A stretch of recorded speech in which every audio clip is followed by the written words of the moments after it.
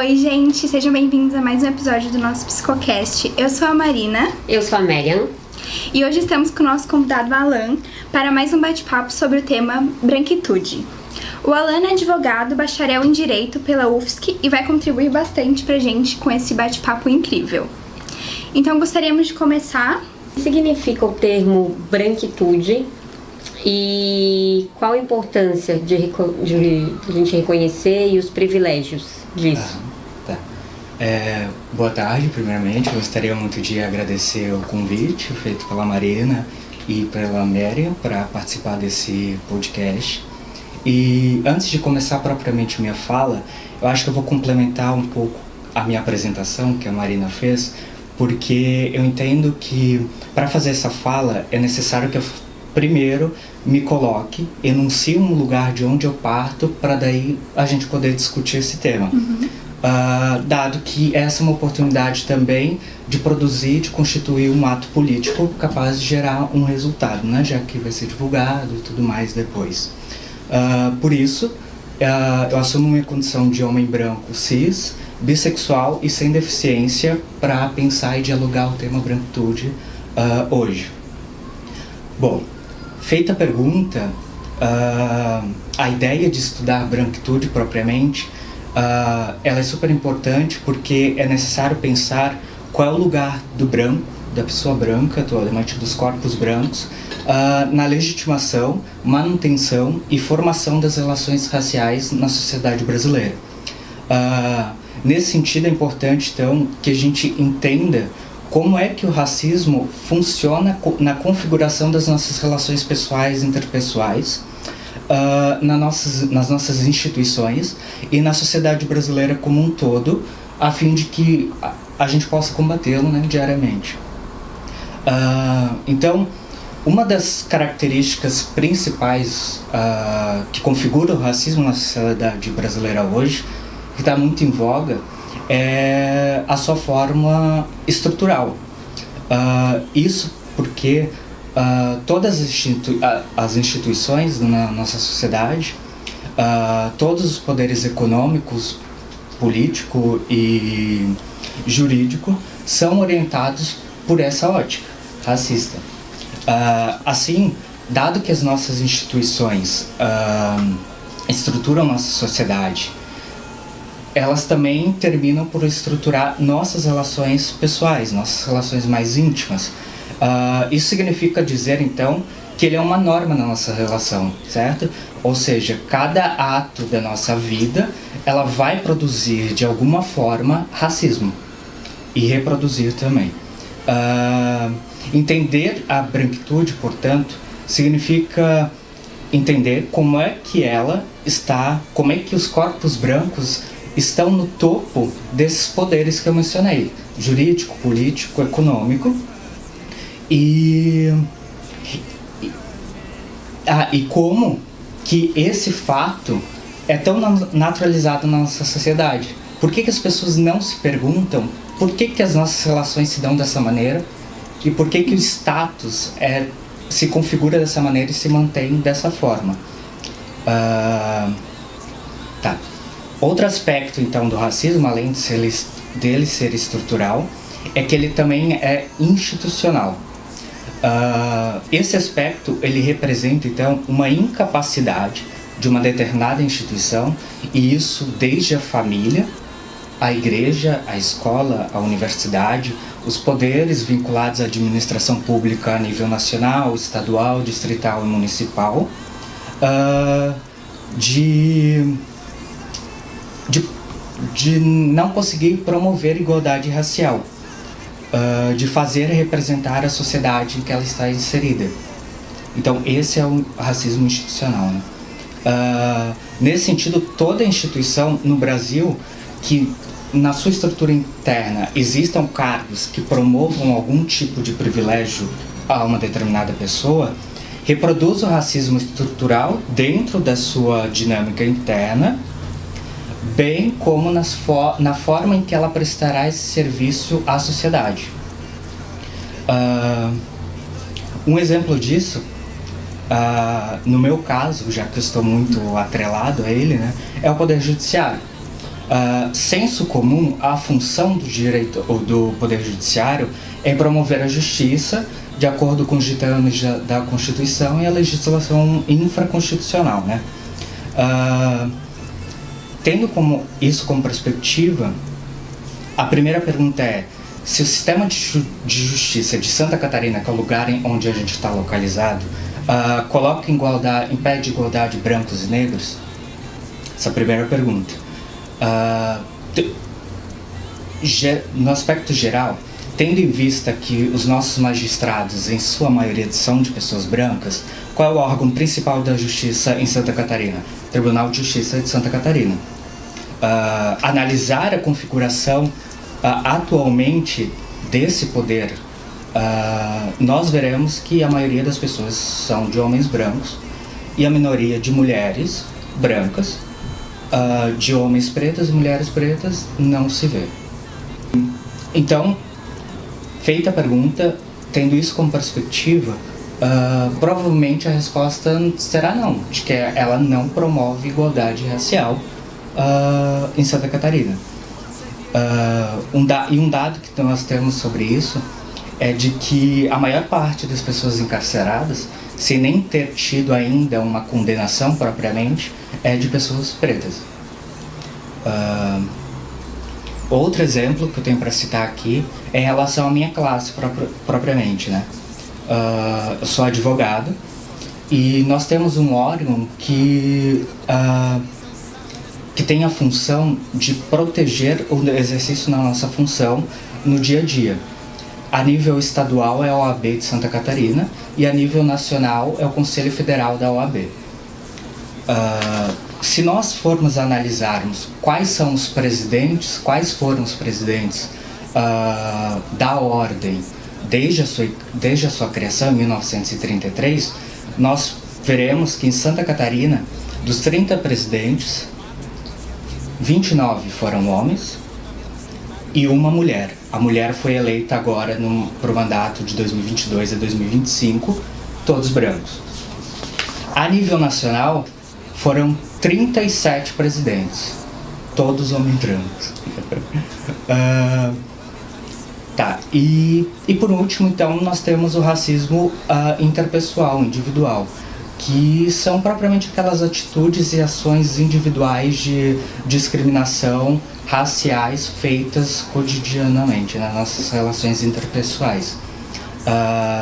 Dito isso, é importante a gente esclarecer que esses racismos estão em relação dialética entre si, porque as instituições são feitas por pessoas, essas pessoas praticam e reproduzem o racismo individual diariamente, então é questão lógica que elas também reproduzam isso na instituição em que participam e tudo mais, né? E essa instituição, por outro lado, ela reproduz e mantém o racismo estrutural a nível nacional, né? A sociedade como um todo. A estrutura, da maneira como está posta, né, de naturalizar a configuração das pessoas brancas como ocupantes dessas estruturas de poder, né? É preciso dizer que isso é sustentado por duas ideologias.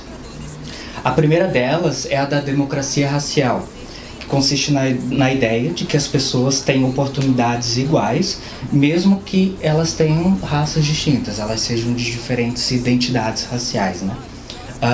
A segunda delas, então, é a meritocracia, que é justamente dizer que as pessoas chegam onde elas chegam por exclusivo mérito próprio, né?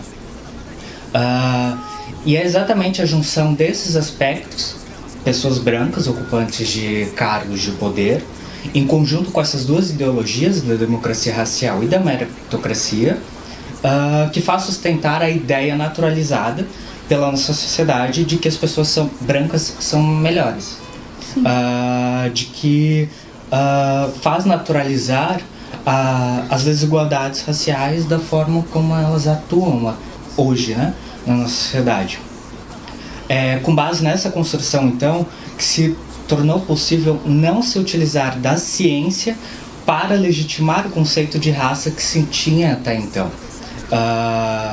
E é exatamente isso que explica a permanência do racismo na sociedade atualmente.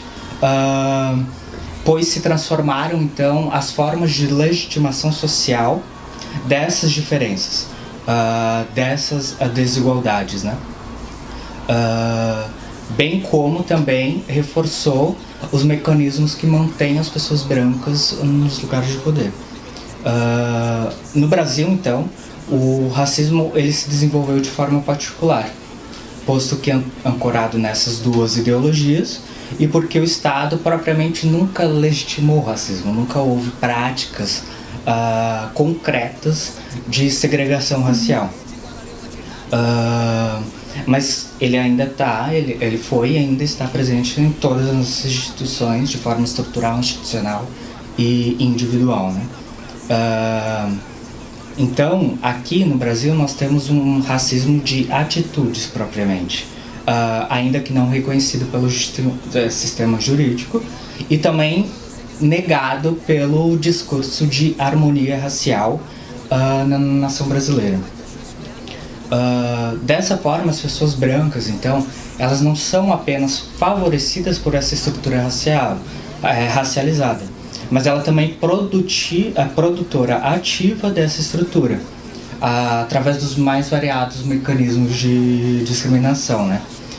Bem como na propagação de um discurso que propaga, então, a democracia racial e o branqueamento da população. Esses mecanismos de desigualdades, de produção de desigualdades, foram então construídos de modo a assegurar às pessoas brancas, né, a ocupação de posições mais altas nas hierarquias sociais, de maneira tão naturalizada a ponto de não se pensar o porquê dessa configuração, o porquê dessa manutenção do status quo. Isso em razão então na crença da democracia racial e porque ela isenta a sociedade brasileira do preconceito e permite que o ideal liberal de igualdade, de oportunidades, seja tão evocado nesses momentos, né?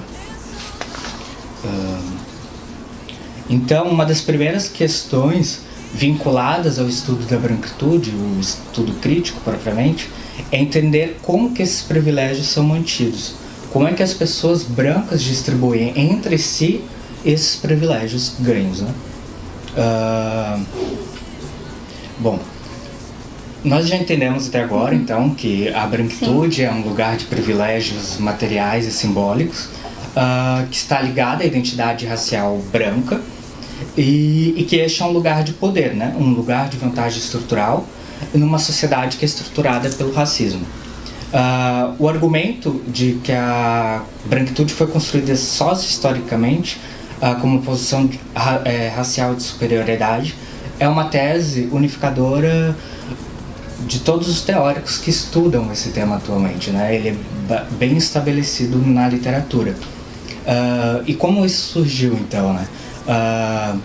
Isso começa a surgir, então, numa ideia de raça que foi construída no século XIX. Ou seja, de que existia um certo fenótipo, certo corpo, um certo tipo de corpo, de que por trás dele, vinculado a ele, existia um aspecto moral, um aspecto intelectual e um aspecto estético que formava uma ideia de civilização. Essa ideia, ela surge então para justificar a dominação que havia até então, né? O grupo que criou essa ideia de raça, os europeus, nós sabemos bem disso, né? No período da colonização e de estabelecimento do regime escravista como modo de produção,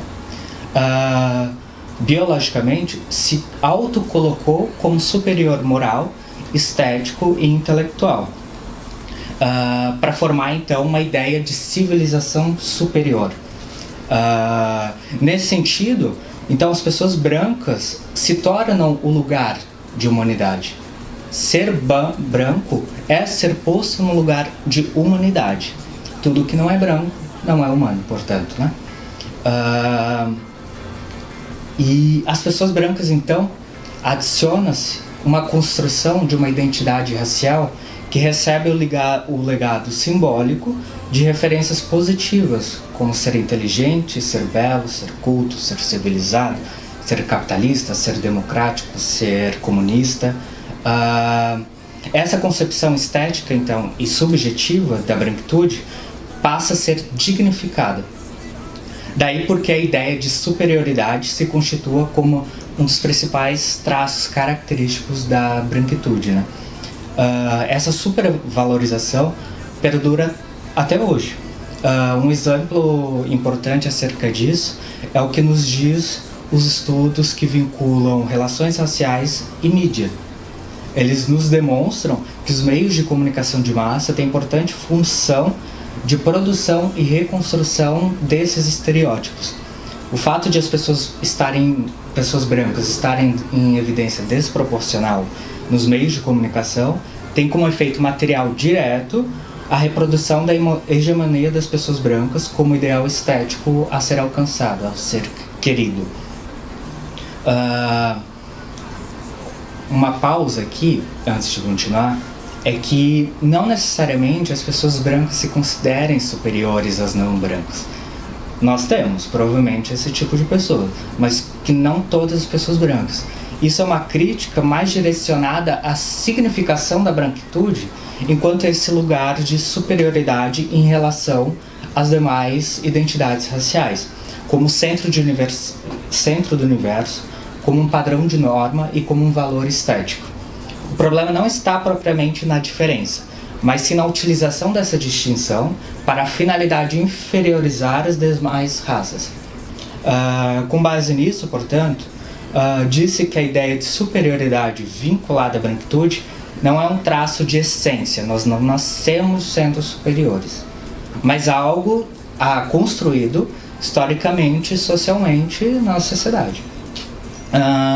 E que, portanto, isso pode ser desconstruído, certo? E é exatamente essa uma das principais tarefas a serem realizadas cotidianamente por brancos antirracistas. Ou seja, de tentar abolir a concepção de superioridade atribuída à ideia de raça que nós temos atualmente. Então, dito isso, o que significa propriamente branquitude, né? A branquitude é entendida como uma posição em que sujeitos considerados e classificados como brancos foram sistematicamente privilegiados no que diz respeito ao acesso a recursos materiais e simbólicos, gerados inicialmente pelo colonialismo e pelo imperialismo, e que se mantêm preservados na contemporaneidade. Ela é também construída e reconstruída historicamente e socialmente, a depender da escala geográfica, do lugar em que se posiciona do globo e do tempo. De modo que ser branco e ocupar o lugar simbólico da branquitude não é estabelecido por questões apenas genéticas, mas sobretudo por posições e lugares sociais que os corpos atuam, né, ocupam. Nesse sentido, então, caracteriza-se a identidade racial branca por um lugar de vantagem estrutural nas sociedades que se alicerçam na dominação racial, de privilégios simbólicos, subjetivos e materiais que reforçam e retroalimentam a reprodução das desigualdades e do racismo. Outra consideração fundamental é de que pensar a branquitude enquanto a identidade racial, para além de criar uma fronteira, né, entre corpos brancos, corpos negros e corpos indígenas, também faz uma fronteira e distinções dentro do próprio grupo, que hierarquizam o próprio grupo, atravessado por diversos marcadores sociais, né, como classe social, o gênero, a sexualidade, a origem, a regionalidade e o fenótipo, propriamente a forma do corpo, né, fatores que caracterizam nossa aparência. Então, agora eu vou destacar alguns fatores que são relacionados à branquitude, além dos que eu já citei, né? O primeiro deles é a visibilidade. O que isso quer dizer? Que a branquitude ela é visível para as pessoas brancas. Elas têm consciência da sua branquitude e de modo que podem fazer uso dessas vantagens porque elas têm consciência da sua branquitude, da cor da sua pele, né? E o que está atrelado a isso é o segundo fator, o da ambiguidade. Já que aos brancos é visível a sua branquitude, elas fazem uso consciência disso, e para muitos o racismo é algo existente. Eles reconhecem o racismo como estruturante da sociedade, né? No entanto, a ambiguidade consiste exatamente no sentido de que essas mesmas pessoas não se reconhecem como agentes de atitudes racistas e nem tampouco reconhecem que são favorecidos por aqueles que têm atitudes racistas para com outras pessoas. A ambiguidade, assim, aparece como artifício fundamental para que sujeitos mantenham os próprios privilégios, eximindo-se de qualquer responsabilidade moral por isso, né? Um exemplo das ações afirmativas. Brancos obtêm os privilégios e reconhecem o racismo. Contudo, quando se trata de implementar formas de reparar essas iniquidades, as cotas, tudo isso é negado, ao argumento de que todos são iguais, ou de que isso é uma política segregacionista, ou de que o problema no Brasil e da desigualdade é um problema exclusivamente de classe social. E é aí que aparece o discurso de novo da meritocracia. Terceiro aspecto, os privilégios materiais. Ser branco, então, produz cotidianamente situações de vantagem em relação aos não brancos, e diferentes pesquisas mostram, tendo isso como perspectiva, de que brancos têm mais facilidades ao acesso a direitos de uma maneira geral: a habitação, a saúde, a educação, a oportunidade de emprego e todos os demais, né? E por fim, os privilégios simbólicos. Significa dizer que as pessoas socialmente consideradas como brancas, a essas pessoas recaem qualidades e significados positivos ligados a essa identidade, como a inteligência, a beleza, a educação e entre outros, né? E eu acho que com isso eu termino a questão número 3. Eu queria puxar que eu vi na tua fala que eu achei. E quando, né, a gente fala dessa questão justamente, né, de cotas, né? Então é muito... você pensar assim, né, o negro se coloca ali como, eu tenho direito a essa cota, mas assim, quem cria isso é o branco, então eu acho que ali eu acho que acaba, que vem essa questão, né, então é uma Sim. coisa que meio que o branco impõe que o negro tenha uma cota, né? Então assim, o negro foi lá e ele fez uma lei, ele criou, foi lá, mas tipo, então assim, se a gente parar pra pensar, dentro de um Senado, a maioria é branco. Sim. Certo? Então, se a gente parar pra pensar, tipo assim, os brancos aprovaram pra quê? Parece que isso é tipo meio que pra amenizar, né, a nossa culpa, dizer que, tipo, não, nós não somos racistas, né? É bem esse um objetivo, né? Amenizar, pra, tipo, esconder toda essa parte do racismo dentro disso tudo. Eu acredito, e eu já ouvi muitas vezes esse argumento ser utilizado no sentido de que nós adotamos práticas paternalistas, né? De que brancos, então, viriam a atuar em favor de pessoas pretas, como se fosse um favor, né, a fornecer para eles, e então estipular as cotas raciais para dirimir desigualdades sociais, né?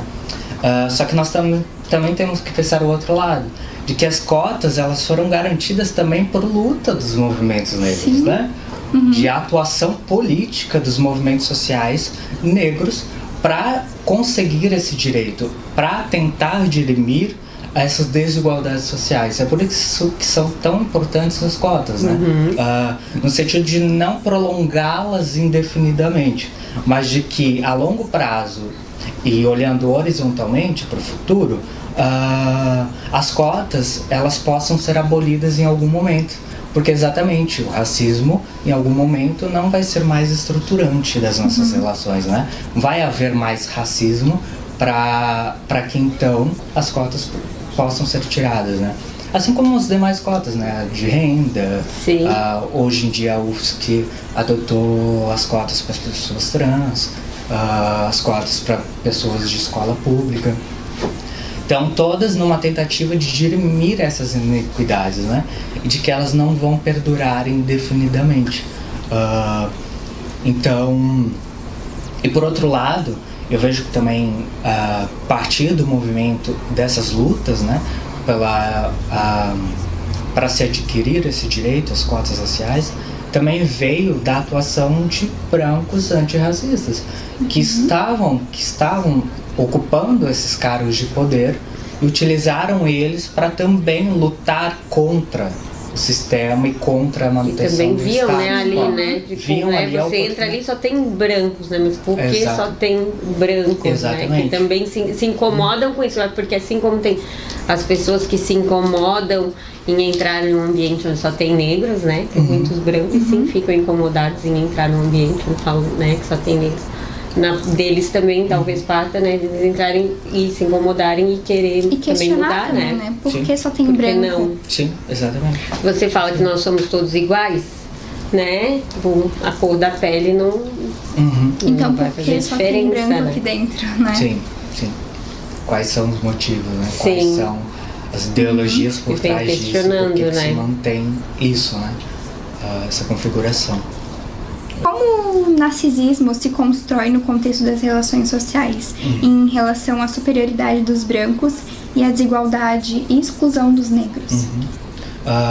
Então, dito isso ali, né, esse contexto que eu trouxe para a gente dialogar, é que essa falta de reflexão, esse silenciamento de que eu falei, em relação ao espaço em que os corpos brancos ocupam e ocuparam nas relações raciais, que constitui uma maneira de reiterar as desigualdades raciais do contexto brasileiro. E também de relegar exclusivamente aos corpos negros e aos corpos indígenas o problema das desigualdades raciais.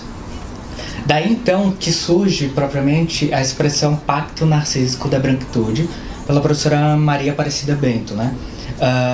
Na medida em que essa ausência de reflexão se constitui como um acordo tácito entre brancos de não se reconhecerem como parte essencial na produção e manutenção das desigualdades raciais no Brasil.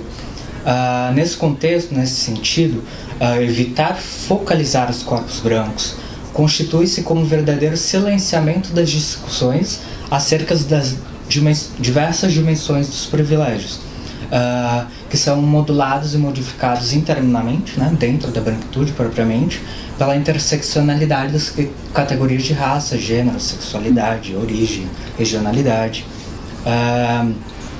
Os brancos, então, procuram unir-se para defender os próprios privilégios raciais.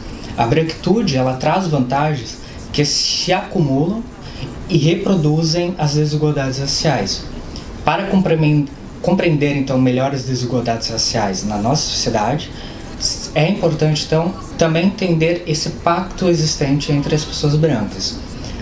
Ou seja, é necessário refletir sobre os preconceitos e práticas racistas que ocorrem por interesse, ou seja, aquelas que têm o intuito de preservar e proteger as vantagens raciais, quanto aquelas práticas racistas fundadas em preconceito, né, que é o racismo individual, interpessoal.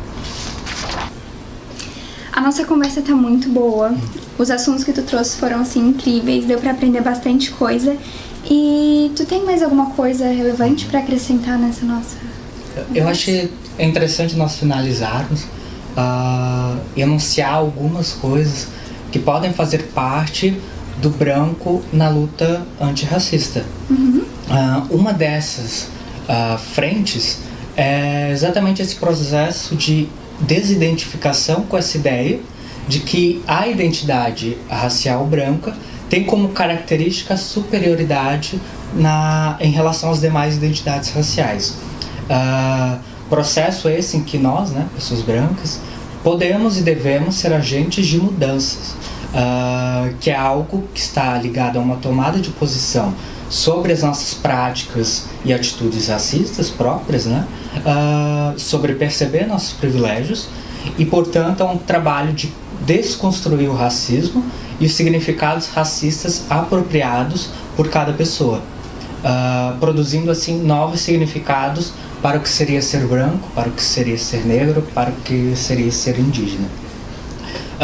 E nesse sentido, então, se faz necessário as pessoas brancas, além da aquisição da consciência, né, de sua racialidade, e de que são precursores de mudanças em seus lugares de poder e de atuação, que podem ser agentes, né, dessas mudanças. Nós havíamos falado anteriormente em relação às cotas, né, as pessoas que estavam no Senado, no Congresso, em Brasília propriamente, discutindo essas questões, também tinham um papel importante, porque nessa prática, né, de destituição do racismo a longo prazo.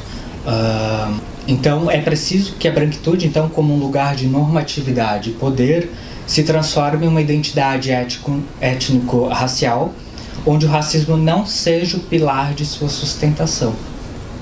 E o que eu acho que é o objetivo, vamos dizer assim, né? Porque muitos fecham os olhos porque tá bom pra eles. Exatamente. Sou branco, tô no poder. E é isso aí, vamos continuar assim. Sim. A gente fala que tem igualdade, mas... Sim.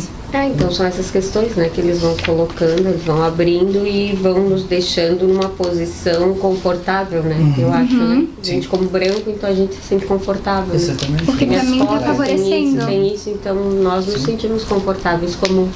Tá me favorecendo porque eu não posso continuar assim, né? Eu sou a favor, você é racista? Não, eu sou a favor das cotas, eu sou a favor, então isso me basta, me São dá um todos alívio, iguais. né? Isso me dá um alívio em sentir assim. Sim, exatamente, tendo isso como perspectiva, super necessário, né? Essa construção da identidade racial branca enquanto uma identidade étnico-racial que não tem o racismo como seu pilar de sustentação, mas também dentro da branquitude, né? Falei antes que existem mesmo dentro da branquitude certas hierarquias e que também precisam ser desconstruídas, né? Eu acho que esse processo também possibilita a nós esse papel, né? De desconstrução de mulheres ou de que gays, lésbicas, bissexuais, transexuais são seres inferiores, né? Ou de pobres também em relação a pessoas ricas. Vem, né? Vem aqueles, colocar aqueles diálogos prontos, né? Que a gente vê, né? Mas vocês... Não, mas a minha empregada é negra. Sim. E ela eu tenho amigos negros. Não sou racista. Minha empregada é negra e ela é tratada como normal, igual. Sim. Né? Não sou racista, não tenho amigo negro, Então quando você já abre com isso, né? Tipo assim, não, mas a minha empregada é negra. Sim. Não, mas eu tenho amigos, isso já vem, né, na sua cabeça, você já tá com o racismo, né, ali, né? Exatamente, o racismo você fala, porque você tá ali. falando de uma funcionária, né? Uma funcionária que trabalha dentro da sua casa, mas não interessa se ela é preta ou se ela é branca. Institucionalmente, né? Ela vai reproduzir isso. Exatamente. Então é isso. Muito obrigada. Obrigado. Foi muito bom. Então é isso, gente. Tchau, tchau. Tchau, tchau.